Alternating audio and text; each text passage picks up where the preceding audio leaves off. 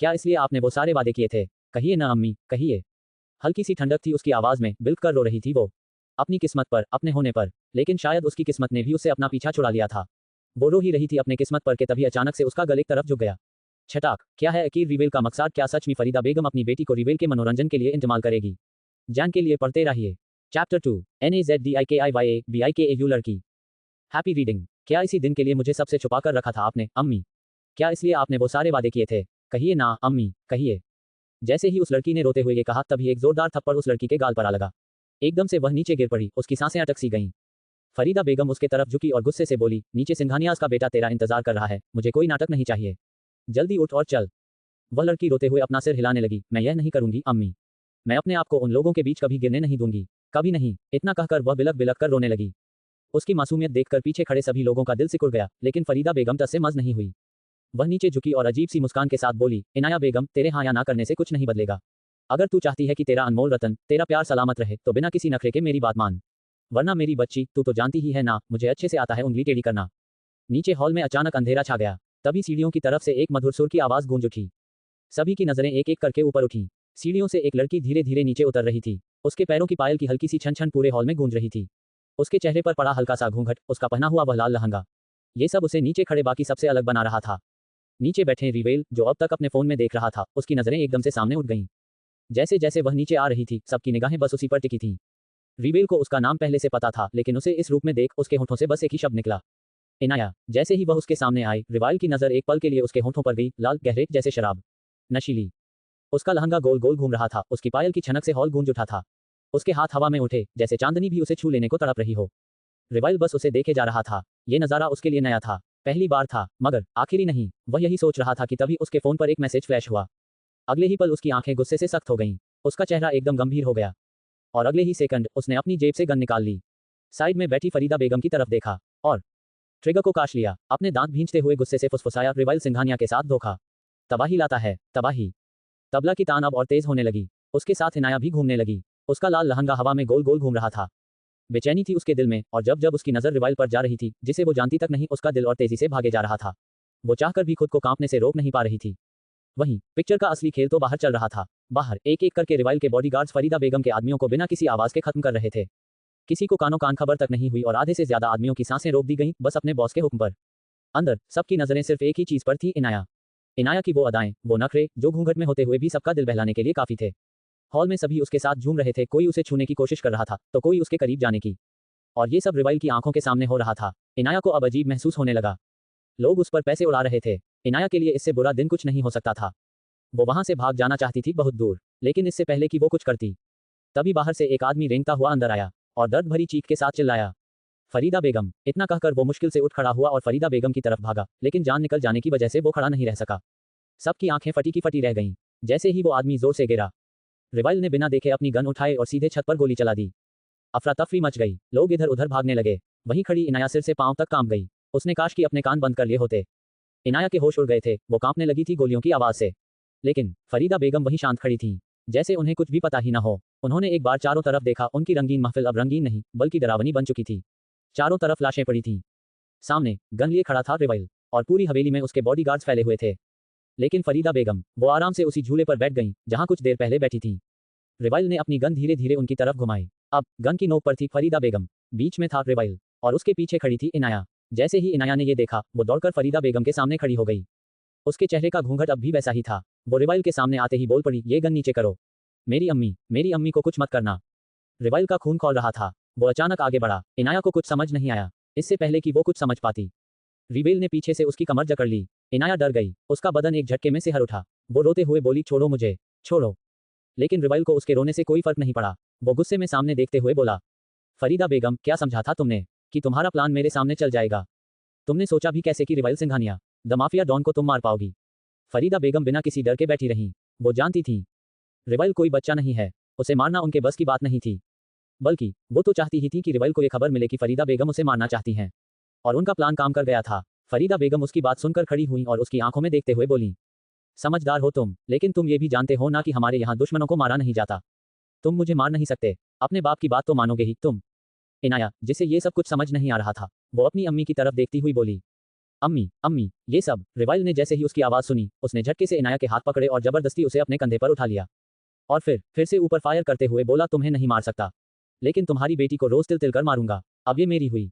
इतना कहकर वो बिना कुछ सुने वहां से निकल गया। इनाया, वो उसे अपने हाथों से मार रही थी, चीख रही थी, चिल्ला रही थी। छोड़ो छोड़ो मुझे, जाने दो, आप ऐसा नहीं कर सकते, मुझे जाने दो।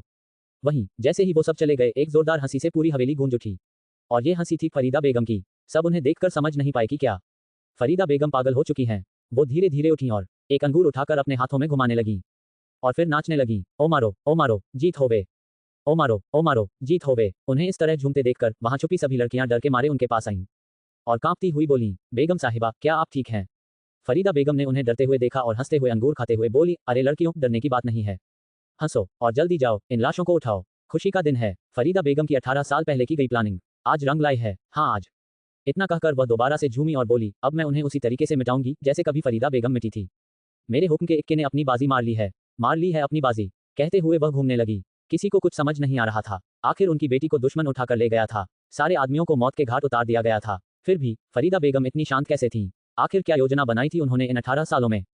बाहर रिवेल ने एक झटके में इनाया को नीचे उतारा। चारों ओर गाड़ियां खड़ी थीं और वे दोनों 50 से अधिक बॉडीगार्ड से घिरे हुए थे। जैसे ही रिवेल ने उसे जमीन पर उतारा, इनाया ने उसे धक्का दे दिया, लेकिन रिवेल के सामने वह कुछ भी नहीं थी, कुछ भी नहीं। रिवेल ने उसकी इस हरकत पर गुस्से में उसकी कलाई पकड़ ली और जोर से खींचकर अपने करीब कर लिया। अब दोनों एक दूसरे के बेहद पास थे। रिवेल गुस्से से दांत भींचते हुए फुसफुसाया, इनाया साहिबा, अगर दोबारा तुमने ऐसी हरकत की तो ये बंदूक की गोली तुम्हारे जिस्म के आर पार होगी। इनाया की सांसें ये सुनकर थम सी गईं। उसकी कलाई में दर्द हो रहा था, लेकिन चाहकर भी वह कुछ नहीं कर सकती थी। उसने कसकर अपनी आंखें भींच लीं और हकलाते हुए बोली, जाने दो मुझे, आप क्यों कर रहे हैं ऐसा? मुझे अम्मी के पास जाना है, आप जबरदस्ती नहीं कर सकते, समझे? इनाया के चेहरे पर अभी भी घूंघट था। अचानक हवा तेज चलने लगी, बिजलियां चमक उठीं, इनाया डर के मारे कांपने लगी। जैसे ही एक जोरदार बिजली कड़की, इनाया ने डर से झटपट रिवेल को पकड़ लिया। उनकी आंखें आपस में टकराईं। फर्क बस इतना था कि उनके बीच इनाया का घूंघट था। लेकिन तभी हवा के तेज झोंके ने घूंघट उड़ा दिया। हल्की हल्की बारिश शुरू हो गई। इनाया की आंखें रिवेल की आंखों में उतरने लगीं। बारिश की बूंदों से दोनों के बदन भीग चुके थे। दोनों की नजरें एक दूसरे में टिकी थीं। रिवेल ने पहली बार इनाया का पूरा चेहरा देखा था, लेकिन इस बार उसे सिर्फ इनाया का हुस्न नहीं, बल्कि एक अजीब सा जुड़ाव भी महसूस हो रहा था। इससे पहले कि वे दोनों और करीब आते, इनाया ने झटके से खुद को अलग कर लिया। उसकी आंखों में आंसू भर आए। आप मुझे अपने साथ नहीं ले जा सकते, आप जैसे आदमी के साथ मैं कहीं नहीं जाऊंगी, दूर रहो मुझसे। रिवेल उसकी बात सुनकर जोर से हंस पड़ा। इनाया को कुछ समझ नहीं आया। तभी रिवेल ने अपना हाथ उसके होठों पर फेरते हुए कहा, तो फिर तुम किसके साथ जाना पसंद करोगी? उनके साथ जो तुम्हें ऊपर से नीचे तक घूरते हैं, या उनके साथ जो तुम्हें वैसे ही छूते हैं जैसे मैं छू रहा हूं, या फिर उनके साथ जो तुम पर पैसे फेंकते हैं? ये सब कर सकता हूं मैं, इनाया डार्लिंग। कहते हुए उसने उसे जबरदस्ती कमर से पकड़ लिया। इनाया की सांसें तेज चलने लगीं। वह खुद को छुड़ाने की कोशिश करने लगी और चिल्लाई, दूर हटो मुझसे, मत छुओ मुझे। दोनों पूरी तरह से भीग चुके थे। रिवेल उसकी बात सुनकर और भी गुस्से में आ गया। उसने देखा था कि वहां मौजूद लोग इनाया को किस नजर से देख रहे थे, और इनाया वहां नाच रही थी। ये सोचते ही रिवेल की पकड़ उसकी कमर पर और कस गई। वह उसके होठों के करीब आकर फुसफुसाया, इनाया डार्लिंग, तुम शायद जानती नहीं, मैं जो चाहूं वो कर सकता हूं। तुम मुझे ये बताने वाली नहीं कि मैं तुम्हें छू सकता हूं या नहीं। वैसे भी तुम जैसी लड़कियां पहले नाचकर मर्दों को बहलाती हो, फिर उनके बिस्तर पर उनकी जरूरतें। रिवेल ने इतना ही कहा था कि इनाया ने झटके से अब हाथ उठाया और एक जोरदार तमाचा उसके गाल पर जड़ दिया। रिवेल की आंखें गुस्से से लाल हो गईं। वह गुस्से से कांपने लगा। एक झटके में उसने इनाया का गला जकड़ लिया। उसका हाथ उठ चुका था, लेकिन इससे पहले कि वह उसे मारता, इनाया, आखिर क्या होगा इन दोनों के बीच? क्या इनाया इस जिल्लत भरी जिंदगी को जीने पर मजबूर होगी? क्या खेल खेल रही थी फरीदा बेगम? हे एवरीवन, जैसे के 2 चैप्टर्स द दिए हैं मैंने, टू बताइए चैप्टर कैसे है दोनों में कमेंट करके, ताकि आगे लिखने के मोटिवेशन माइल नॉवल रिलेटेड बातें जान के लिए मुझे ऐप मेरे इंस्टा और व्हाट्सएप चैनल पर फॉलो कर सकते हैं। Ta-ta. Chapter 3 you are sexy dot. बरसात की बूंदें और तेज हो गई थीं। अंधेरी रात में रास्ते पर सिर्फ मर्सिडीज की हेडलाइट्स की रोशनी थी। रेबल के चेहरे पर बस गुस्सा छलक रहा था। उसकी आंखें गहरी हो चुकी थीं। आज तक किसी ने उस पर आवाज तक नहीं उठाई थी, लेकिन सामने खड़ी लड़की ने उस पर हाथ उठाने की गुस्ताखी की थी। रेबल जैसे गुस्से से आग बबूला हो रहा था। उसका हाथ उठा ही था कि उसने देखा इनाया बेहोशी में गिरने वाली है। वो हाथ जो इनाया को थप्पड़ मारने के लिए उठा था, अब उसे गिरने से थाम रहा था। इनाया पूरी तरह अब रेबल की बाहों में थी। बारिश की बूंदें और तेज हो गईं। पीछे खड़े बॉडीगार्ड्स ये सब देख समझ नहीं पा रहे थे कि आखिर यहाँ हो क्या रहा है। उन सभी के लिए ये एक नया नजारा था। आज तक किसी ने रेबल को इतने गुस्से में खुद को कंट्रोल करते नहीं देखा था। वो सब बस आंखें चौड़ी कर दोनों को घूरे जा रहे थे। रेबल ने एक नजर सबकी तरफ डाली और फिर एक नजर अपनी बाहों में पड़ी इनाया की तरफ। उसकी नजर इनाया के बेजान चेहरे पर थी, उसके गीले बाल, हल्की सी खुली पलकें और ठंडी पड़ चुकी सांसें। रेबल ने गुस्से से एक गहरी सांस ली और दांत पीसते हुए कहा, इनाया बेगम, तुमने मुझ पर, रेबल सिंघानिया पर हाथ उठाया है। तुमने आग को हवा दी है, और अब तुम इस आग में खुद भी जलोगी। रेबल के चेहरे पर यह कहते हुए कोई एक्सप्रेशन नहीं था, जैसे वो किसी पत्थर का बना हो। उसने ड्राइवर की तरफ इशारा किया और इनाया को अपनी बाहों में लिए कार में बैठ गया। मर्सिडीज के अंदर रेबेल के तेवर सख्त थे। कार में अभी इनाया बेहोश पड़ी थी। उसे किसी बात का कोई होश नहीं था। उसका एक हाथ रेबेल के सीने पर था और दूसरा उसके गले पर। रेबेल की नजर न चाहते हुए भी इनाया के मासूम चेहरे पर जा रुक रही थी। उसने हल्के से अपना हाथ उठाया और इनाया के भीगे बालों को उसके चेहरे से हटाया। फिर उसका हाथ धीरे धीरे इनाया के गुलाबी होठों की तरफ जा रहा था, लेकिन इससे पहले कि वो उन्हें छूता, कार एक जोरदार आवाज के साथ रुक पड़ी। रेबेल ने बाहर की तरफ देखा, सामने सिंघानिया मैंशन था। रेबेल ने एक गहरी नजर इनाया पर डाली, फिर बिना किसी इंतजार के उसे अपनी बाहों में उठाया। जैसे ही उसका हाथ इनाया के कोमल बदन पर पड़ा, उसे महसूस हुआ कि इनाया का शरीर ठंडा पड़ चुका था। उसने एक बार फिर उसके चेहरे की तरफ देखा और अपने कदम कार से बाहर रखे। जैसे ही वो कार से बाहर निकला, सिंघानिया मैंशन के बाहर खड़े बॉडीगार्ड्स उसे देखकर चौंक गए। सर, एक लड़की के साथ, एक बॉडीगार्ड ने धीरे से कहा। वहीं रेबेल के पीछे आए बाकी बॉडीगार्ड्स ये सुनकर उसके पास जाकर धीरे से बोले, ये तो कुछ भी नहीं। सर ने और क्या क्या किया और सर के साथ क्या क्या हुआ ये सुनकर तो तुम बेहोश ही हो जाओगे। एक बॉडीगार्ड को रेबेल का थप्पड़ खाना याद आ गया था और वो सोच नहीं पा रहा था कि उसे डरना चाहिए या रोना। सभी वहां फुसफुसा रहे थे, लेकिन रेबेल ने एक नजर भी किसी की तरफ नहीं डाली। वो अपने तेज कदमों से सीधे सिंघानिया मैंशन के गेट की तरफ बढ़ा। अंदर हवेली में सब लोग उसका इंतजार कर रहे थे। एक औरत जो करीबन 45 साल की थी, वह सामने बैठे आदमी को देखकर बोली, आपको क्या मेरा ही बेटा मिला था वहां भेजने को? ना जाने क्या कर रहा होगा वो वहां, कैसे होगा वो? ये और कोई नहीं, रेबेल की मां मिसेज सिंघानिया थी और जिससे वह ये सब कह रही थी, वह और कोई नहीं मिस्टर सिंघानिया थे। मिस्टर सिंघानिया को चुप देख मिसेज सिंघानिया फूट पड़ी। इतना ही बदला लेने का शौक था तो खुद क्यों नहीं चले गए? इतने में पीछे से करीबन 40 साल की एक औरत की आवाज आई, दीदी, भगवान झूठ ना कहे, सोचिए जरा, क्या भैया वहां लड़कियों का नाच देखते हुए अच्छे लगते? ये थी सिंघानिया हाउस की छोटी बहू, रेबेल की चाची। मिसेज सिंघानिया का तो सर फट रहा था। वह अपना सर पकड़कर खड़ी हो गई और चिल्लाते हुए बोली, हाँ तो मेरे बेटे को क्या जरूरत थी वहां भेजने की? ना जाने वो लोग उसे क्या क्या दिखा रहे होंगे। क्या होगा अगर मेरा बेटा बिगड़ गया? इस बार मिस्टर सिंघानिया उठते हुए बोले, रेबेल कोई बच्चा नहीं है अंजलि, तुम्हारा छोटा बेटा तुम्हारे बड़े बेटे से भी बड़े बड़े कारनामे करता है और मैंने उसे वहां सोच समझकर भेजा है। वे सब बहस ही कर रहे थे कि तभी किसी की आवाज आई, भैया, लड़की के साथ। ये थी चाची जी की छोटी बेटी रूहानी और उसके साथ खड़ा उसका बड़ा भाई रूहान। दोनों की आंखें फटी की फटी रह गई थीं। वहीं बाकी घरवालों ने जैसे ही गेट की तरफ देखा, उनकी भी आंखें हैरानी से चौड़ी हो गईं। सामने से चलता हुआ रेबेल आ रहा था और उसकी बाहों में एक लड़की थी, जो लहंगा पहने बेहोशी की हालत में उससे चिपकी हुई थी। जहां सब हैरानी से उस तरफ देख रहे थे, वहीं रूहान ने झट से कैमरा निकाला और फोटो खींचता हुआ बोला, ये तो कमाल है, बिल्कुल किसी ड्रामा जैसा। मतलब हीरो जबरदस्ती हीरोइन को अपनी बाहों में उठाकर ले आ रहा हो, दोनों एक दूसरे के करीब, भीगा बदन, उफ, आहा, क्या सीन है। ये कहते हुए उसने जल्दी से तस्वीर क्लिक कर ली। रेबेल जैसे ही उनके सामने आया, मिस्टर सिंघानिया की गूंजती हुई आवाज आई, ये सब क्या है? रेबेल वहां अभी भी इनाया को बाहों में लिए खड़ा था, जैसे उसे किसी की बात से कोई फर्क नहीं पड़ रहा हो। उसे यूं बेपरवाह देखकर मिसेज अंजलि सिंघानिया आगे आती हुई बोली, ये लड़की, ये कौन है रेबेल? और ये तेरे साथ क्यों है बेटा? ये सब क्या हो रहा है, बोलो। अपनी मां को सवाल पूछते देख रेबेल बिना किसी भाव के बोला, फरीदा बेगम की बेटी है ये। जैसे ही वहां खड़े लोगों ने ये सुना, सबकी तो सिट्टी बिट्टी गुल हो गई। मिस्टर सिंघानिया गुस्से में उसके पास आए और बोले, तू इसे यहाँ क्यों लेकर आया है? इस घर में जानता है ना इससे क्या होगा? अपना नाम, हमारी इज्जत, कुछ तो ख्याल किया होता। भूत बने खड़ा है, कुछ कहेगा, क्या वजह है इसे यहाँ लाने की? मिस्टर सिंघानिया की बातें सुनकर रेबेल ने एक नजर इनाया की तरफ डाली और फिर गुस्से से बोला, आपका बदला ले रहा हूँ डैड। आपने ही तो कहा था वहां जाकर इसे इसकी औकात दिखानी है, तो वही किया मैंने। उसे दिखा दिया कि रेबेल सिंघानिया जो चाहता है वो पाता है। वहां खड़े किसी को कुछ भी समझ नहीं आ रहा था। इतने में चाची जी सामने आकर कमर पर हाथ रखते हुए आंखें गोल गोल करते हुए बोली, भगवान झूठ ना कहे, रेबेल बेटा, तुम उसे उसकी औकात दिखाते, लेकिन तुम्हें क्या जरूरत थी हमें उसकी औकात दिखाने की, नाचने वाली को घर लाने की? बाबा रे बाबा, सच में दीदी, भगवान झूठ ना कहे, समझाए कुछ अपने बेटे को। क्या हुआ था 18 साल पहले इसी वजह से? बताइए इसे। मिसेज सिंघानिया चाची जी की बात सुनकर आगे आई, आंखों में आंसू लिए बोली, हाँ बेटा, तेरी चाची सही कह रही है, वजह कुछ भी हो, भेज दे इसे इस घर से अभी के अभी। रेबेल ने सबकी तरफ एक नजर डाली और सख्त आवाज में बोला, कभी नहीं, पहले ये सब आप सबकी बीच की बात थी, लेकिन अब ये मेरे यानी रेबेल सिंघानिया की इज्जत और ईगो की बात है। अब ये लड़की मेरे इशारे पर नाचेगी और कोई भी मुझे इस बारे में कुछ नहीं कहेगा, क्योंकि मैं नहीं सुनने वाला। इतना कहकर वो इनाया को बाहों में लिए ऊपर की ओर चला गया। वहां सब हैरानी से खड़े थे। सब जानते थे कि रेबेल कितना जिद्दी है और उसके गुस्से से भी सभी वाकिफ थे। मिसेज सिंघानिया अपने पति की ओर भीगी आंखों से देखने लगी। उनमें से कोई भी नहीं चाहता था कि बीता हुआ कल दोबारा उनकी जिंदगी बर्बाद कर दे। चाची जी ये सब देख अपने सिर पर हाथ मारते हुए ऊपर की ओर देखते हुए बोली, दीदी, रोइए मत, लेकिन भगवान झूठ ना कहे, सच ही कह रही थी आप। आप कह रही थी न रेबेल बिगड़ ना जाए, लेकिन अब तो ऐसा लग रहा है कि रेबेल पूरी तरह से बिगड़ ही गया। अभी बस एक नच देखकर मिस्टर सिंघानिया गुस्से में उन्हें देखने लगे तो चाची जी चुपचाप वहां से 9-2-11 हो गईं। वहीं रूहानी और रूहान एक दूसरे को बड़ी बड़ी आंखों से देखते हुए वहां से चुपके से निकल गए। ऊपर बड़े से कमरे में रूम के चारों तरफ अजीब अजीब सी लाल रंग की डरावनी पेंटिंग्स लगी थी। पूरा कमरा जैसे काले अंधेरे से सजा हुआ था। ये सब देखकर किसी के भी रोंगटे खड़े हो जाते। रेबेल इनाया को बाहों में लिए बेड की ओर जाने के बजाय सीधे वॉशरूम की ओर गया और सामने बड़े से पानी से भरे बाथटब में इनाया को एकदम से डाल दिया। कुछ सेकंड ही हुए थे कि इनाया झटपटाते हुए होश में आ गई। उसका बदन बेजान सा था। उसे पहले कुछ देर तक कुछ भी नजर नहीं आ रहा था और जैसे ही उसने खुद को संभालते हुए सामने देखा, उसके सामने रेबेल खड़ा था। रेबेल के चेहरे पर एक शैतानी मुस्कान थी। कोई भी उसे इस वक्त देखता तो पक्का कांप जाता, जैसे अभी इनाया कांप रही थी। इनाया की सांसें तेज हो रही थीं। उसने सामने देखा और हिम्मत कर बोली, आप ये क्या कर रहे हो? जाने दो मुझे। उसकी आवाज़ सुनकर रिवेल मुस्कुरा उठा। वह हल्के से उसके तरफ झुकते हुए बोला, ओह, तो तुम अब होश में हो। मुझे लगा कहीं पानी में जाकर दोबारा से बेहोश ना हो जाओ। इनाया ने डर से अपनी आंखें बंद कर लीं, तभी उसे महसूस हुआ कि कोई उसके करीब आ रहा है। जैसे ही उसने आंखें खोलीं, रिवेल उसके करीब था, उसे कमर से पकड़े हुए। इनाया डर से सहम गई और हकलाते हुए बोली, दूर दूर हटो मुझसे, छूना मत, मुझे दूर हट जाओ। रिवेल उसे बिलखता देख जोर से हंसते हुए बोला, क्यों ना छूऊं, इनाया डार्लिंग, अब से तो हर रोज मुझे तुम्हें छूना ही है। इतना कहते हुए उसने अपने हाथों को उसकी कमर पर फिराना शुरू कर दिया। इनाया की सांसें और तेज हो गईं। वह रोनी सी आवाज में बोली, आप ये क्यों कर रहे हो? छोड़ दो मुझे, please please mister Singhania, please.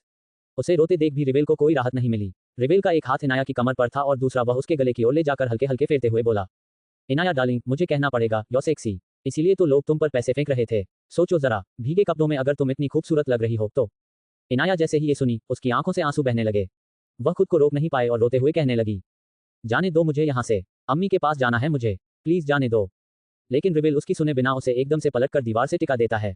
अब उन दोनों की आंखें मिल रही थीं। होंठ करीब आ चुके थे, सांसें तेज हो चुकी थीं। रिवेल हल्के से अपनी उंगलियों को उसकी कमर पर फेरते हुए बोला, तारानकन, पहले जी भरकर देख तो लेने दो मुझे, फरीदा बेगम की बेटी को। कहना पड़ेगा, बिल्कुल अपनी मां पर गई हो, तेज छुरी। इतना कहते ही उसने एकदम से उसके गले को पकड़ लिया और उसकी आंखों में गहराई से देखते हुए बोला, लेकिन ये छुरी की धार मेरे सामने कुछ नहीं, क्योंकि अगर तुम छुरी हो तो मैं तलवार, समझी? इतना कहते ही वह उसके और करीब जाने लगा। तभी बाहर से किसी के जोर जोर से दरवाजा पीटने की आवाज आने लगी। रिवेल, रिवेल, दरवाजा खोल, तू ऐसे किसी को भी इस घर में नहीं ला सकता, रिवेल। इनाया किसी की आवाज सुनते ही रिवेल को धक्का देते हुए जोर से चिल्लाए, तारानकन, प्लीज कोई मेरी मदद करो, प्लीज कोई तो हेल्प करो, प्लीज। इतने में ही रिवेल उसके हाथों को फिर से पकड़कर अपने कब्जे में ले लेता है और बिना कुछ सोचे समझे उसके होठों पर अपने होंठ रख देता है। क्या इनाया खुद को बचा पाएगी? कैसे देने वाला है रिवेल इनाया को सजा? ये सब जानने के लिए पढ़ते रहिए। टक्कर प्लीज मुझे व्हाट्सएप और इंस्टाग्राम पर फॉलो करें ताकि मेरी बाकी नॉवेल्स भी आप तक पहुंच सकें। स्पीच बलून कमेंट करना ना भूलें ताकि मैं नेक्स्ट चैप्टर लिखने के लिए मोटिवेट रहूं। चमकता सितारा कहानी के कैरेक्टर्स को रेटिंग भी जरूर दें। चैप्टर 4, तुम ऐप सिर्फ मेरी हो। Let's start. इनाया पूरी तरह से टूट चुकी थी। इतने में बाहर से किसी की आवाज आती है। ये सुनकर इनाया को हिम्मत मिली और वह मदद की पुकार लगाने लगी। लेकिन इसके बाद जो हुआ वह इनाया की सोच के परे था। रेबल के होंठ इनाया के होंठों पर थे। उसने इनाया के दोनों हाथों को कसकर पकड़ रखा था ताकि वह हिल न सके। इनाया की सांसें तेज हो चुकी थीं, उसकी सांसें फूल रही थीं। वह पूरी कोशिश कर रही थी रेबल को खुद से दूर हटाने की, लेकिन रेबल की हटे कट्टे बॉडी के आगे इनाया बिन जल मछली थी। रेबल के होंठ अभी भी इनाया के गुलाबी होंठों पर थे। वह किस ना तो पैशनेट थी और ना ही प्यार भरी, वह किस बस गुस्से से भरी थी। रेबल ने हल्के हल्के से उसके होंठों को काटना शुरू कर दिया। वहीं इनाया की आंखों से दर्द के मारे आंसू बहने लगे। बाहर से आती आवाज अब बंद हो चुकी थी। वह पुकार मिसेज अंजलि की थी। मिसेज अंजलि वहां से अपने रूम में जाते हुए गुस्से से बोली, देखिए अपने बेटे को, वह तो दरवाजा तक नहीं खोल रहा। कुछ कीजिए, आखिर वह लड़की उसके रूम में है। रूम में बालकनी की तरफ खड़े मिस्टर सिंघानिया जैसे ही अपनी बीवी की आवाज सुनते हैं, वह उनकी तरफ एक नजर देखे बिना कुछ कहे बाहर के तरफ चले जाते हैं। रेबल के कमरे के बाहर अब चिंटू मिंटू यानी रूहानी और रूहान दोनों कान लगाए खड़े थे। तभी रूहानी कुछ सोचते हुए बोली, यहाँ से तो कोई आवाजें नहीं आ रही, तूने तो कहा था वो लड़की और भैया की आवाजें आएंगी। रूहान उसकी बात सुनकर दरवाजे से चिपकते हुए बोला, थोड़ा इंतजार तो कर, अभी अभी तो गए हैं अंदर, टाइम तो लगेगा ही। रूहानी यह सुनकर अपनी आंखें घुमाती है और रूहान के साथ वह भी दरवाजे पर कान लगाए खड़ी हो जाती है। वहीं अंदर वॉशरूम में रेबल हल्के हल्के से इनाया के हाथों को छोड़ता है और उसकी कमर पकड़ लेता है। उसके हाथ इनाया के बदन पर रेंग रहे थे। वहीं इनाया लंबी लंबी सांसें लेने लगी। उसे बेचैनी सी हो रही थी। उसे पानी के अंदर होते हुए भी गर्मी लग रही थी, पसीना आ रहा था, पूरा बदन कांपने लगा था इनाया का। रेबल को ये सारी चीजें महसूस हो रही थीं। उसके चेहरे पर तिरछी मुस्कान आ गई, ये सोचकर कि इनाया को कितना फर्क पड़ रहा था उसके इतने करीब आने से। रेबल ने हल्के से उसके होठों को आखिरी बार काटा और फिर उसके होठों को छोड़ दिया। इनाया को अब जाकर सांस में सांस आई थी। उसे अब तक ऐसा लग रहा था जैसे किसी ने उसकी सांसों को रोक रखा हो। इस वक्त इनाया के होठों से हल्का हल्का खून आ रहा था। उसकी आंखें नीचे की तरफ झुकी हुई थीं और गाल लाल लाल हो चुके थे। रेबल ने उसे शांत देख अपने कदम पीछे लिए और फिर बिना किसी एक्सप्रेशन के बोला, तुम्हें बचाने वाला यहाँ कोई नहीं है। किसी की इतनी हिम्मत नहीं जो रेबल सिंघानिया की बातों को ना माने। जितनी जल्दी तुम ये समझ जाओ उतना अच्छा है, क्योंकि आज से अब से तुम भी मेरी बातों को पत्थर की लकीर मानोगी। इनाया ने जैसे ही यह सुना, उसकी आंखें रेबल की आंखों से जा मिली। वह हल्की सी तेज आवाज में उसकी ओर देखकर बोली, आखिर आपने मुझे यहाँ क्यों लाया है? क्या चाहते हैं आप अम्मी से? रेबल ने बस इतना सा कहा और उसकी तरफ एक कदम बढ़ाया।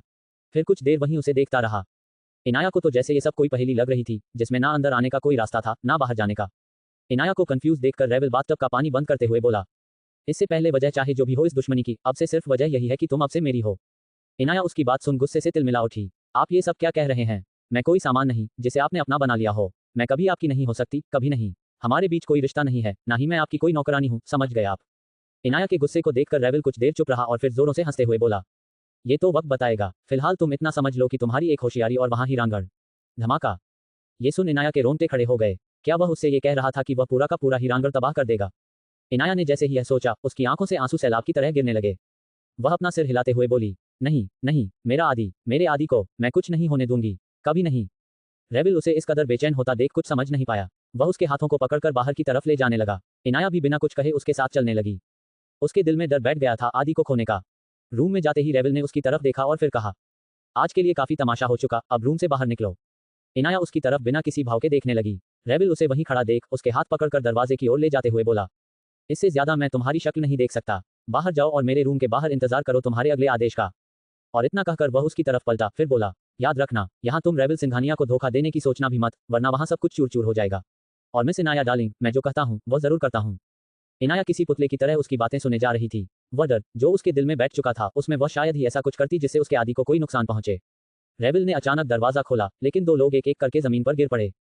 रेबिल और इनाया दोनों ही उस तरफ देखने लगे। नीचे रूहान और रूहानी थे। दोनों रेबिल के दरवाजे से इस तरह चिपके थे कि अचानक दरवाजा खुलने से उनकी सिट्टी बिट्टी गुम हो गई और दोनों ही बैलेंस खोकर नीचे रूम के अंदर गिर पड़े। रेबिल की आंखों में उन्हें देखकर गुस्सा भर आया, वहीं दोनों एक दूसरे को अजीब तरीके से मुस्कुराते हुए उठ खड़े हुए। रूहान हंसते हुए इधर उधर देखने लगा, वहीं रूहानी सामने देखते हुए धीरे से बोली, भैया हम यहाँ कुछ नहीं सुन रहे थे। मैं तो बस रूहान के कहने पर आई थी, क्योंकि इसने मुझे कहा था कि यह मुझे कुछ दिखाएगा। मैं बस इसीलिए आई, सच्ची। रूहानी की बात सुन रूहान को तो अब हार्ट अटैक आ रहा था। रेबिल की दोनों आंखें अब रूहान पर थीं। रूहान अचानक से जोर जोर से ताली बजाने लगा। सब उसे हैरानी से देखने लगे तो रूहान दांत दिखाते हुए बोला, मैं रूहानी को आपके रूम का दरवाजा दिखाने लाया था। अच्छी बनाई है आपने, कुछ सुनाई दिखाई नहीं देता आर पार, कितनी कोशिश की। फ्लो में उसे खुद को ही नहीं पता चला कि वह क्या कहता गया। रूहानी उसकी बात सुन सिर पर हाथ मारते हुए मन ही मन उसे गालियां देने लगी। रेबिल का गुस्सा अब अपनी सीमा पार कर चुका था। वह कदम बढ़ाते हुए उनके पास गया और गुस्से से दांत पीसते हुए बोला, अगर तुम दोनों नहीं चाहते कि तुम्हारी जेब में बस चवन्नी बचे और तुम सिंघानिया हाउस के बाहर भीख मांगो, तो दोबारा मुझे यहाँ नजर मत आना। निकलो यहाँ से, इससे पहले कि मैं तुम्हारी जान ले लूं। रूहानी की तो डर के मारे आंखों में आंसू आ गए थे। रूहान ने जल्दी से उसका हाथ पकड़ा और वहां से भाग निकला। इनाया नीचे जमीन की ओर देखते हुए खड़ी थी। बारिश में भीगने और इतने देर तक बाथटब में पानी में रहने की वजह से उसका शरीर ठंडा हो चुका था। उसके हाथ पांव पीले पड़ने लगे थे। वह पूरी तरह से अपने होश खो चुकी थी। तभी रेबिल ने कसकर उसका हाथ पकड़ा और उसे कमरे से बाहर धकेल दिया। इनाया जाकर बाहर जमीन पर गिर पड़ी, लेकिन रेबिल ने बिना किसी परवाह के उसकी ओर देखा और सख्त लहजे में कहा, जब तक मैं ना कहूं तुम्हें क्या करना है, यही बैठी रहो। मेरे रूम में तुम्हारी कोई जगह नहीं है और ना ही इस घर के किसी और कमरे में। तुम जैसी लड़कियां बस नीचे गिरी हुई ही अच्छी लगती हैं। इतना कहकर उसने दरवाजा बंद किया। आखिरी बार उसकी तरफ देखते हुए बोला, यहां से भागने की या मेरी बात ना मानने की सोचने से पहले उसका अंजाम सोच लेना। और एक जोरदार आवाज के साथ दरवाजा बंद कर दिया। नीचे सीढ़ियों पर खड़े रूहान और रूहानी यह सब देख चुके थे।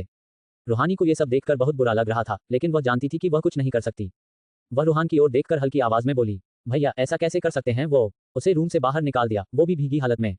रूहान को भी कहीं ना कहीं बुरा जरूर लग रहा था, लेकिन उसने रूहानी का हाथ पकड़कर नीचे ले जाते हुए कहा, रूहानी बेटा समझ ले, उसे कमरे से निकाला है, तुझे और मुझे देश से बाहर भीख मांगने के लिए छोड़ आएंगे। रेबिल भैया इतने खतरनाक हैं, इसलिए हमारा चुप रहना ही सही होगा। वो दोनों वहां से निराश होकर अपने रूम में चले गए। ऊपर सेकंड फ्लोर पर रेबिल के बड़े से कमरे के बाहर इनाया नीचे जमीन पर बैठी हुई थी। उसकी आंखें सूख चुकी थीं। वह एक नजर ऊपर देखती है और आंखें मीचते हुए खुद से कहती है, आखिर मेरी गलती कहाँ थी? क्या गलत किया है मैंने? किस बात की सजा मिल रही है मुझे? मैं कैसे समझाऊं सबको कि मैं खुद इस दलदल में फंसती जा रही हूं जहां से निकलने का कोई रास्ता नहीं। इतना कहकर वह रोने लगी। उसे कुछ समझ नहीं आ रहा था। धीरे धीरे वह वहां से उठी और चलते हुए नीचे चली गई। इनाया को नहीं पता था कि कोई उसे देख रहा है। वह हल्के से बड़े गेट से होते हुए मेंशन के बाहर गार्डन की तरफ जाने लगी। बाहर अभी बारिश हो रही थी, कड़क बिजली कड़क रही थी। इनाया उस बारिश के नीचे खड़ी हुई बस बिलक बिलक के रोने लगी। इतने में उसने देखा कि अचानक ही मेन डोर का दरवाजा बंद हो गया। इनाया जैसे ही वहां गई, उसने देखा कि दरवाजा अंदर से लॉक हो चुका है। कोई है अंदर, दरवाजा खोलिए। क्या इनाया अब पूरी रात उसी बारिश में घर के बाहर गार्डन में रहेगी? आखिर किसने बंद किया था ये दरवाजा? क्या होगा जब रेबिल को पता लगेगा कि इनाया उसकी कहीं जगह पर नहीं बल्कि मेंशन में ही नहीं है? आखिर ये आदि है कौन? जैसे कि आप सबने अपर नोट पढ़ लिया है, सो प्लीज उससे माने ताकि मेरा भी दिल लगे रहे चैप्टर्स में। Thank you, Tata. Chapter 5 INAYA हुई BEHOSH। न्यू एंट्री योजक चिन्ह। आधी रात। बाहर अब और तेज बारिश हो रही थी, वहीं मेंशन के अंदर काला अंधेरा छा चुका था। सभी सो चुके थे। इनाया को समझ नहीं आ रहा था, आखिर वह अभी ही तो बाहर आई थी, तो फिर दरवाजा किसने बंद किया? इनाया बार बार दरवाजा खोलने के लिए आवाज लगा रही थी, लेकिन उसे कोई जवाब नहीं मिला। बस बारिश और बिजली की कड़क ही आसपास थी। कोई था भी नहीं जिससे इनाया मदद ले सके। इतने बड़े मेंशन के बाहर किसी बॉडीगार्ड का न होना। इनाया को ये सारी बातें बहुत पेचीदा लग रही थीं। उसने एक नजर इधर उधर डाली, शायद कोई मदद मिल जाए। उसे डर था कि अगर रेबिल को पता लग गया कि वह उसकी बताई जगह पर नहीं है, तो कहीं वह हिरांजगढ़ में आदि को। जैसे ही उसने ये सोचा, उसके दिल की धड़कन तेज हो गई। उसने ऊपर देखा और फिर आंखें बंद कर खुद से बोली, चाहे जो हो, लेकिन आदि आदि पर कोई आंच नहीं आनी चाहिए। आदि मेरी जिंदगी है, मैं ये सारे जुल्म, सारी बदनामी सहने को तैयार हूँ अपने आदि की सलामती के लिए। जैसे ही उसने ये कहा और आंखें खोली, सामने बारिश अब और भी ज्यादा बढ़ चुकी थी। ठंडी हवा ऐसे चल रही थी जैसे तूफान आने वाला हो। इनाया का बदन ठंड से कांप रहा था, उसकी आंखें धीरे धीरे बंद होने लगी थीं। उसने अपने हाथ अपनी बाहों में लपेट लिए, लेकिन अब उसका बदन नीला होता जा रहा था। थक हार कर वह एक बड़े सफेद पिलर के पास जाकर बैठ गई। पीछे अपनी मांग टिकाए वह ऊपर आसमान की तरफ देखने लगी। सुबह का वक्त, सूरज की पहली किरण जैसे ही मैंशन की दीवारों पर किसी टिमटिमाती लाइट की तरह पड़ी। सिन्हानिया मैंशन किसी आम मैंशन जैसा नहीं लग रहा था। इसे बनवाए वैसे तो कई साल हो चुके थे, लेकिन इसका डिजाइन इतना यूनिक था कि ना किसी ने पहले देखा था, ना कोई ऐसा बनवा सकता था। सिन्हानिया परिवार के लिए आज का दिन खास था। सिन्हानिया खानदान का बड़ा बेटा घर वापस आ रहा था। यही रेविल का बड़ा भाई, जो पूरे सिन्हानिया बिजनेस को संभालता था। पूरे 5 साल बाद वह आज इंडिया आ रहा था अपने परिवार के पास। पूरा मेंशन कल की हुई घटनाओं को भूलकर आज की खुशियों में झूम रहा था।